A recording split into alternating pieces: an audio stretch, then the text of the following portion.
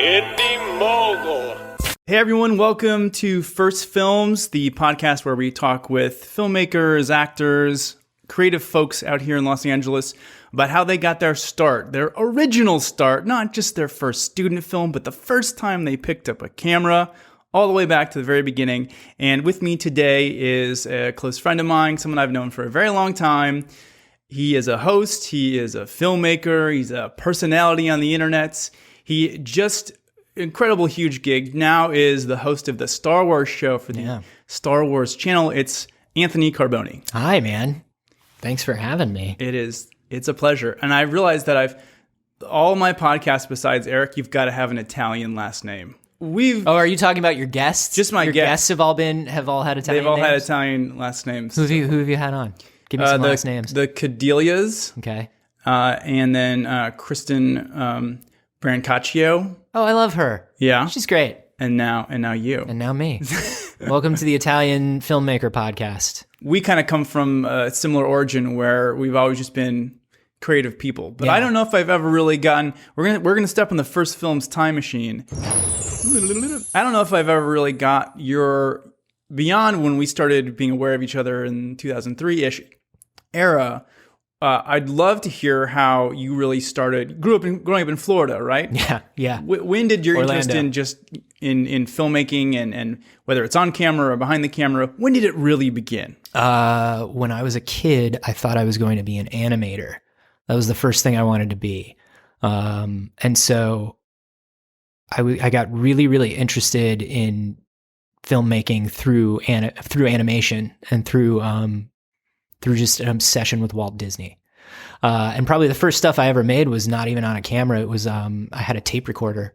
I had a tape deck. And I think a lot of people started this way where we doing little fakey radio shows and radio dramas. My dad was really into old school radio dramas, things like CBS Suspense and Night Gallery, early Rod Serling stuff. Yeah, CBS Suspense. Yeah, it was...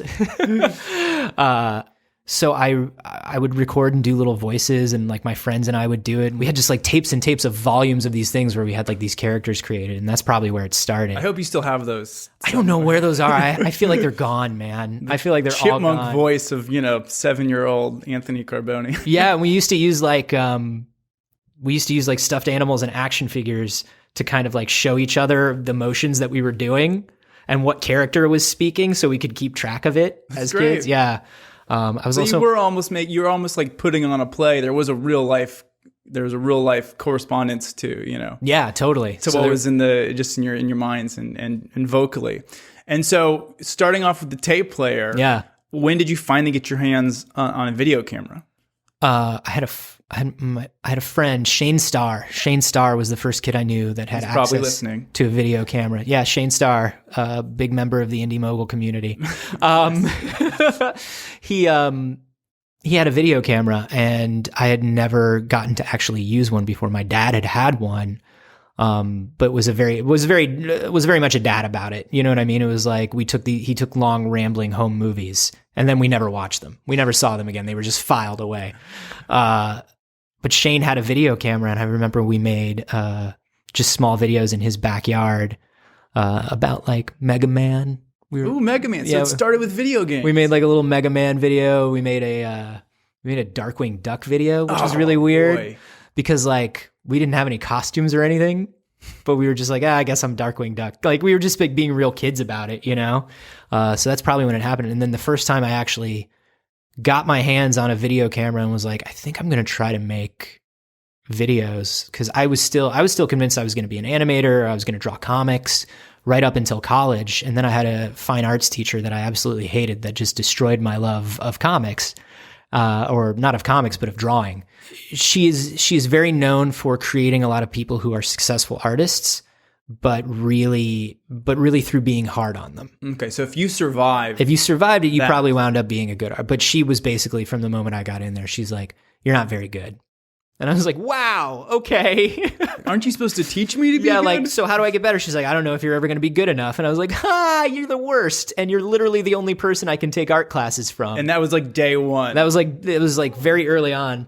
And I wasn't even that bad. I think she just very much didn't, our personalities clashed. And so I was like, well, I got to find something else to do because I'm not doing this for her. And so that's when I got into video and bought my first video camera for college, for Valencia Community College, God bless it, in Orlando, Florida. I had to get one for the digital media program. Ooh, that sounds new. Digital media, which does that's not even a thing you can get a degree in anymore. It was the whole idea behind it was one day all media will be created on computers. This sounds crazy. What? Yeah, think about it. Movies, music, internet, websites. Doesn't make sense. All on a computer. How can ones and zeros be a movie? So as a degree, it was kind of garbage, but it was also kind of great because it was like you could learn to do everything. So I knew how to animate and I knew how to do basic like 3D and music and all this stuff. But that was when they gave me my first video camera. And that was when I started Evil Primate, which was me and some friends of mine. And we just wanted something else to do other than like get high and go to punk shows and play video games. Like we were just like, there is no outlet in Orlando for this. We had one theater company and one improv theater, and it was like a theater sports improv theater. So it was like a Whose Line Is It Anyway improv theater. Oh boy, that like wasn't for you? A lot of props and stuff and a lot of like zany one-liners and just no real outlets to perform. Orlando's changed a lot now, but so we were like, we got to do something. Like everything I think that I do just came from like this general, like, I've got to do something. I'm so fucking bored. I've got to do something. So we started doing Evil Primate, which our goal was like one video a week, no matter what, which at the time was not like super easy to do because it was easier than it had ever been, but it was like Final Cut 1 on my lampshade iMac and my Canon ZR-20 mini DV camera. Curse you, Time Walker. The time stream was nearly mine. The time stream will never be yours, Baron von Tempos. Not as long as I'm here to protect it. Come in, continuity cops. This is Time Walker. I have some trash for you to pick up in Sector 7G. And you're really kind of doing it for yourself because this is what year probably was this? 2002, 2001? Yeah, somewhere around then, yeah. So you're really kind of doing it for yourself, and I guess there also is the internet, and maybe 100 people will see it, and is that how you felt about it, or did you see it as a gateway to greater things, or was it just kind of like a do it because there's nothing else to do? It wasn't a great. I don't think we thought that far ahead. We thought it would be nice if people watched it for sure, but it was more like, if there's nowhere in this state really to do this, or like even when we went to school, like either at UCF or Valencia or anywhere that was kind of around Central Florida, there were film programs, but they were very technical programs. A lot of people went to Full Sail.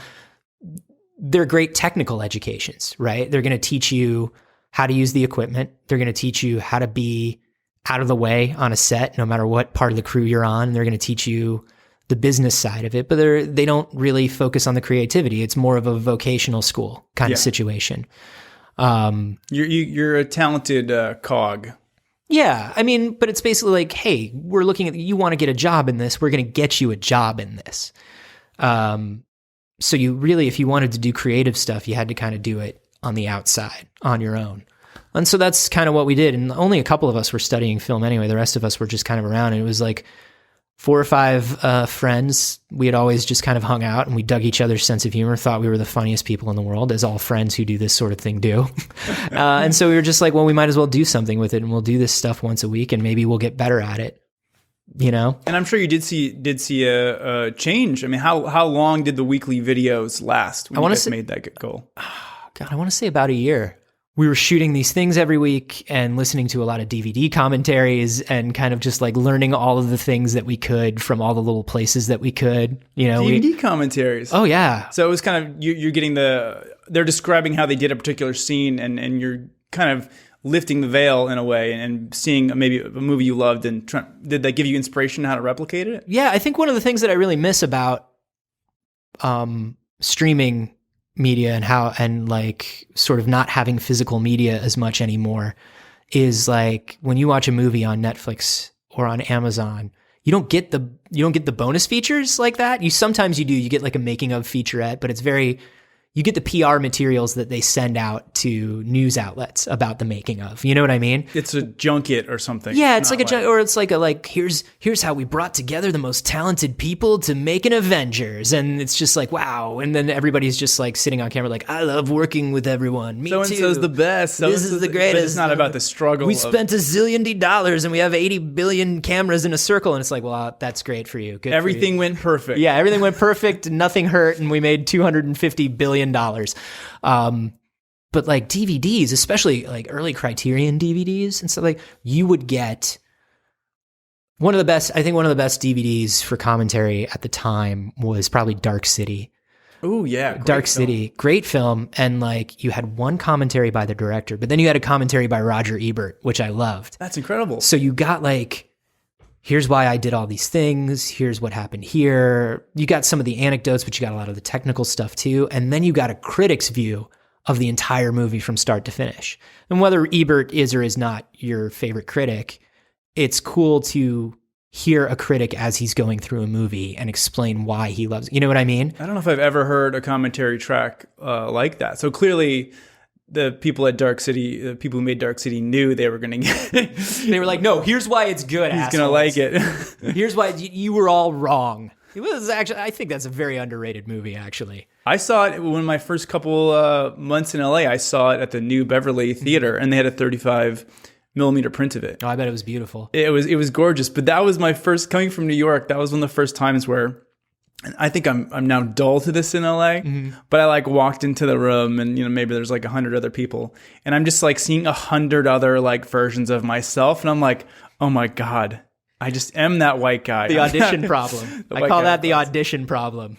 And it was really weird for me. I'm like, it felt a little strange. Yeah. I remember I used to walk into like Volkswagen auditions in New York and you'd see like 30, it was like 30 clones had been made in a lab and only one of you was the original and the rest of you were like cast-offs that hadn't gone correctly. We're like, we're going to make you fight and figure out one of you is the right one. Yeah. But yeah, so Dark City had a good one. Dark City is a great movie that's ruined. It has kind of the theatrical cut of Blade Runner problem. The theatrical cut of Blade Runner starts with that VO that's just like and just starts and ends with just like, and here's what this movie means.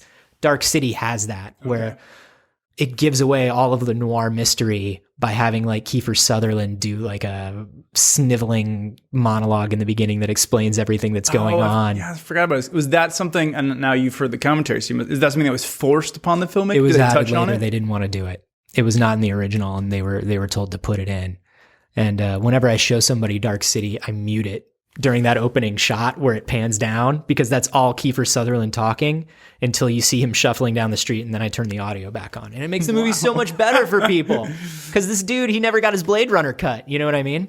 But yeah, there was so much to learn from DVD commentaries because I'd never, I was going to this community college and only a couple of my classes were video based or production based. It was all like, I never learned what made animation good, but I learned how to use Flash, but these DVD commentaries and like the Robert Rodriguez book and like all that stuff, those were the only places where I was able to hear what people who were making movies were thinking, and why things were made the way they were. And I worked at a used bookstore for one of those clearance bookstores that pops up in a store after the store closes. Like you'll go to a strip mall and it's like, oh, there used to be like a Ross clothing here. And it disappeared, and now there's a bookstore in there, and the books are just stacked, and they're like remainders, basically, like books that didn't sell.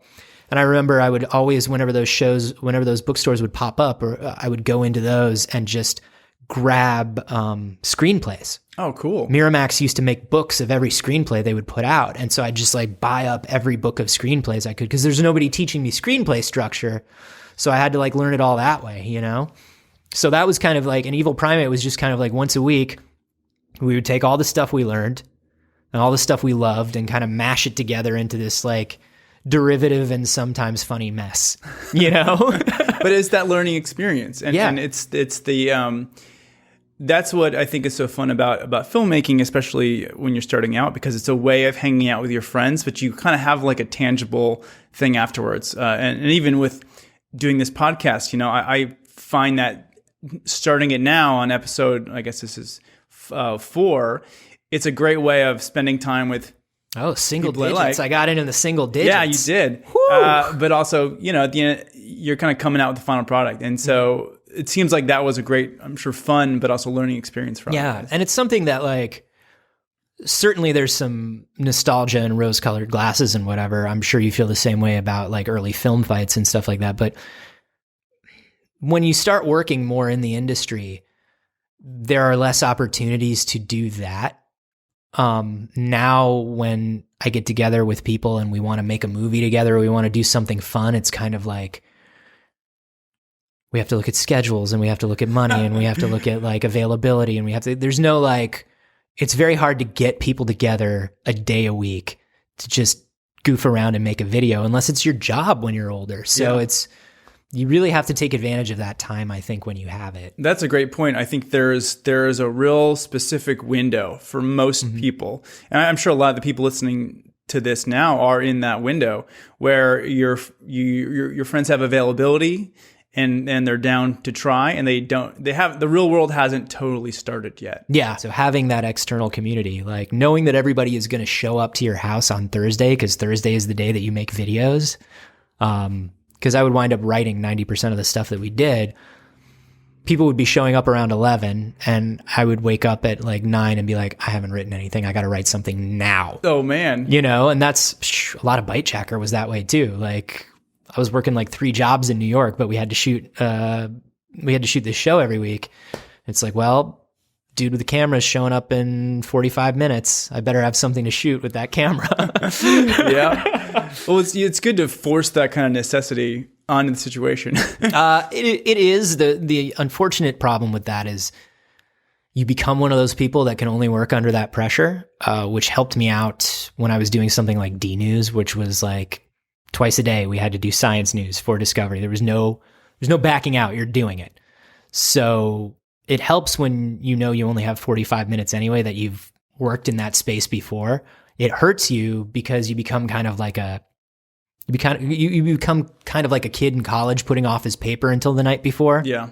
And you may be very good at doing your paper the night before. You may be the best at night before papers. I was pretty good at them. You might be the best at it, but you're never going to be as good as the person that learns to use their time and spend the 6 weeks actually writing the paper. Absolutely. So that's kind of my weak point, and that's kind of where I'm trying to strengthen myself back up again. Coming from Orlando, and there's a lot of people listening to this now who are maybe Hollywood or just kind of following their creative passions is more of a dream. Mm-hmm. What are some tangible things that you feel that you did that helped lead you to what you're doing right now, even if it's not particularly filmmaking, it is in the creative field. Yeah. And what were some things that really helped beyond like scrapping one dream of being an animator, mm-hmm. moving on, what were some things that you felt were helpful for your journey to bring you here now? I think one of the biggest things is the realization that you are what you do every day, which is the simplest thing in the world to say, but we let days slip by really, really easily. And if you are a busboy that talks a lot about how you're a filmmaker, but the last time you shot a video was 3 months ago, then you're a busboy. Yeah. That's what you are. And I'm like, I don't want to be harsh because I understand the life. Like I said, I never had fewer than 3 jobs the whole time that we lived in New York. But you have to find time every day to do the thing, because what you do every day, what you do the most is what you will become. Right. And nobody wants you to do what you want to do. The world is just not set up that way. Nobody wants you to make a living having fun and being creative. People don't see the value in it. And people don't see the value in it. And conversely, everybody else wants to do it. So it's the most competitive, least available thing in the universe. And if you're not the guy who's doing it every day, then you're not going to get there. And the guy who does it every day is worth more than the guy who's brilliant. That's the other thing. Is very early on, I was also very worried because I was not. I mean, we were surrounded by a very brilliant community, I think. We had a lot of friends that were doing really amazing things. Yeah. I think like Bobby Miller, like our buddy Bobby, his college short film went to Sundance and South by, which is pretty much unheard of for it to go to both. Yeah, he went to both, and it was his college short film. Like, Yeah. Bobby is brilliant, right? And it can be very humbling to be surrounded by kind of brilliant people. But that's the other thing that I think was always important to me is like you have to be doing it every day, and you have to be doing it surrounded by people who are better than you. You have to con people who are better than you into letting you hang out with them. Yes. It's like that study that they did where the weakest swimmer on a swim team will swim faster just by putting them up against the strongest people on the team.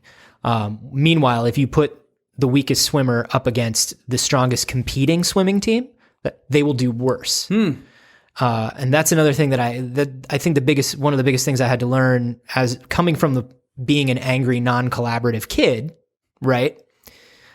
Was you have to be surrounded by people who are better than you, that you have like a respect for and that respect you back, because that's how you get motivated. A lot of people want to be motivated by anger in the beginning, or I'll show them, I'll do something better. The chip on the shoulder kind of thing. I found a YouTube channel that's doing something similar to what my YouTube channel is doing. Fuck them. As opposed to... That can be inspiring though. It can be for inspiring. Some people, to a point. But you know what's better is writing that person and being like, hey, we do similar things. That's kind of cool. Like, we should chat sometime. Yeah. You know what I mean? The idea that somebody's success is not your failure is very, very hard early on. And when you do end up surrounding yourself with people that are talented, and I see even now the people we were associating with in New York, in that 2007 to 12 era, people are still now really coming into their own and really doing great things. And I find that when there are people that you're just kind of you just kind of naturally have a kinship with, it's really cool when everyone kind of comes up together in the kind of entertainment world. Yeah. I think people are always surprised when on TV or in movies or whatever, when they're like, God, it's like the same 5 people making movies all the time together, and they just swap out. Like, what is this like nepotism? What is this terrible, awful? And it's not anything like that. It's like, these are people who've been probably performing together for 10, 15 years. It's like you hear about that mythical apartment complex, I think on Melrose, that was the Coen brothers and Frances McDormand, and like they all lived in the same apartment complex, like when they were coming up together, and now they're some of the most brilliant people. And it's just like, you have to have that social group, and you have to make the effort to have that social group, because you're going to push each other to be better. That's the nice thing, is like, it's cool to hang out with somebody, somebody like you who is very good at turning things around very quickly. And very good at kind of like making a lot of stuff, to be around me and just be like, just put it out quicker. Like, like just put it out, like just get it done, man. Like why, like I have a tendency to obsess over gear and process. And you have a tendency to just put stuff out. And so it's good for me to like have that rubber band. Yes. Where it's like, dude, you own 2 cameras. Just go shoot something with those cameras. Why aren't you I noticed you put something up and then you didn't for a month. What's going on? You know what I mean? Like, it's good for me to have that. And I think that's always kind of the grass is always greener, because I have a very much a knee-jerk reaction to content. I'd rather do a lot of things that get out there and get done versus just crafting one thing. And so that's when I first worked on my feature documentary, that was the first time I really spent years. And even now I feel like I could have filmed for longer. I could have extended longer. But I mean, back in the early days, if I would shoot and edit something, typically it would be in one day. And so my first shoot, where we shot 2 days and I edited for like 2 days, that was like an opus to me. And it was you were like clawing your eyes out by the end. You're like, why isn't it done? How do they do this? We've spent so much time on this. So I find it's good to try to give myself the kind of short term, like just get it out there into the world thing, but then balance that with like, what are you crafting? What is just kind of sitting in the closet or whatever, and you take it out every once in a while, you chisel away at it, and you spend time crafting it. I need to have the stuff that I'm putting out consistently, or at least I can do pretty quickly, and then the stuff where I'm kind of hiding it away and making sure. Well, I remember like you were you were vlogging before people were really vlogging. You used to carry around, and it wasn't even like you were carrying around a small camera. No. You used to, I remember you would travel with what was it, like a GL2, a GL1? Yeah. You would travel with this giant Canon TV production camera. And not inconspicuous at all. Not in the least, man. It's so fun. Whenever I hear people, whenever people leave comments on my vlogs that are like, do you ever like feel weird shooting in public, or do you feel weird pointing cameras at people? I was like, yeah, but then you don't anymore. Right. And then I always think back to you going to, I think it was, you went to like France, and you like met total strangers and just shoved a giant Canon television camera in their face and was like, "Hi, I'm Justin. We're hanging out now." Right. It didn't seem strange back then because I just was, again, so used to it. Yeah. And for me, filming that footage, it gave me something to tinker with, and it gave me something to experiment with, just having footage. Because for me to pull together, and now looking back on it, it's so why I do documentary, not narrative. But I could do narrative things, but it would be harder to do it all by myself. Yeah. But I would say, well, you know, your friends are your actors. The places you go are your locations. And it required no planning, but it let me do what I love really the most, which is editing. And so looking back on it now, it's so clear. I love doing it so much, and it became not an issue because it was truly my core passion, and all the narrative stuff was more or less something I could do because it was fun, but it wasn't really the thing. I had such an inner censor, which I think stopped me from putting things out, because it's kind of like that Ira Glass thing where you have good taste, and so you want to make things because you have good taste, but your skill doesn't match up to your taste yet. And so everything you make falls short of your own expectations because you have very good taste. I think and so you don't want to finish things, and you want to put out, you're like, the next one will be better, the next one will be better. And then you wind up with like a pile of unfinished projects. And the other thing you have to do is just finish and put things out, and learn not to be precious about things. I find so many people starting out are so precious about their ideas. This is the great idea, and so it has to be perfect because this is the one. It's like, nah, dude, you're going to have another idea. You need to get rid of this one. You need to get it out. Especially the first one. Just get the first one. Just get it out. But it's so funny. Like, I have noticed that you're so much more precious in the beginning with ideas that are so much more terrible. You know what I mean? Because you're just like, I've never come up with a great idea before. And it's so nice to have a great idea, and it's worth so much. This has got to be it. This is it. And then it just dies I've got to love the idea so much. Yeah, you're just as it gets older and older. Yeah, it's true. So don't be too precious is definitely it. Well, I feel like there's a lot of, that's what I love is I feel like we're on the same page with a lot of this creative advice, and I think it's something that is actionable for the listeners. There's something that you listening right now, something you've been thinking about doing, or I think the worst thing you can do is talking about doing, because the more I talk about a project, I've had things that have died. I feel like because I've talked about them too much. Stop talking and just start, and you can do it today. They did a study. The more you talk to people, and the more people tell you good idea, that's great, the more it feels done to you. Yeah. And then you don't do it. And that's the other thing is I try to be a little. There are a few people that I tell about what I'm working on because I want their feedback. But for the most part, it's like, shut up, don't tell anyone, do the thing, put it out, and they'll see the thing when it's done. And then you can be like, I'm a Star Wars. I'm a Star Wars, everybody. Well, Anthony, where can people find you on the internet? Sure. On Twitter, I'm a Carboni. That's also me on Instagram, Snapchat, all that stuff. I'm on the Star Wars Show, which is every Wednesday on starwars.com or youtube.com/Star Wars. My personal channel is a Carboni, and then Bytejacker is youtube.com/Bytejacker. And the podcast is wehaveconcerns.com.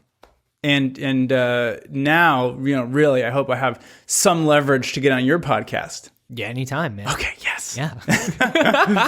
Well, Anthony, thank you so much for joining us here on First Films. Had a wonderful time chatting. I think we've got a lot of great stuff for the listeners. And for everyone listening, if you want to go over, give this podcast a review. We have 5 reviews now, which means they show a little star meter. That's more on iTunes. Reviews than episodes. That's pretty exciting. You're killing it. So go over to iTunes, leave us a review if you're liking this podcast. Thank you guys so much for listening, and we'll be back next Monday. Thanks, Anthony. Of course. Thanks for having me.